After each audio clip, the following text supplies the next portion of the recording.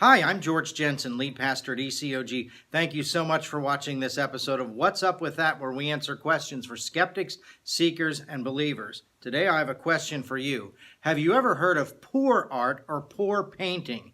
That is P-O-U-R. Like me, you're probably asking, what's up with that?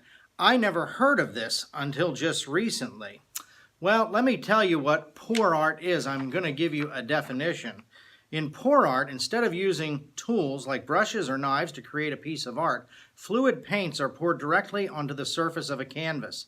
Then the canvas is tilted to move the paint around. Pouring paints allows for the colors to blend naturally as they come in contact with each other. And of course, the result then is usually a beautiful piece of abstract art. And I have a beautiful piece of poor art right here beside me today. We're going to give you a close-up or a zoom-in of that. This particular piece was created by ECOG's very own Alyssa Winston. Now, many of you know that Alyssa has been through quite a journey in her young life.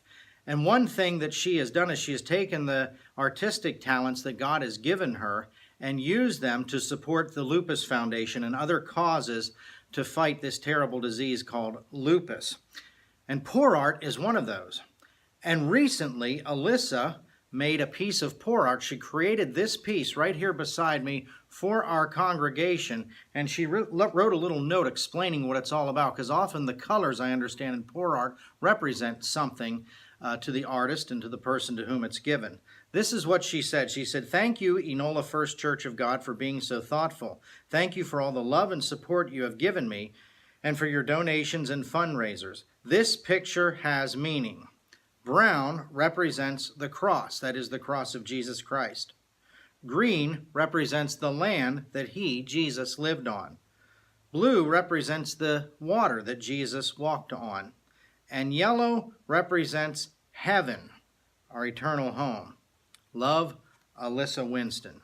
I don't know about you, but I think that's pretty awesome. We were so pleased to unveil this to the congregation Sunday, August 5th, and I hope that you, being able to see it over this video podcast, will appreciate it as well. Poor art.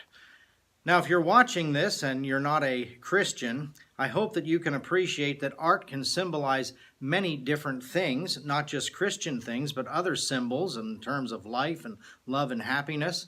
But for those of us that are Christians, I think it's really a neat thing when a believer can take the talents that God has given him or her and use them to glorify him. That's a really neat thing. So that's what's up with that. Poor art. Something I learned. Maybe you learned that today as well. As always, we invite you to ECOG, where we believe that God has called us to be his lighthouse, guiding people to salvation and preparing people to face the storms of life.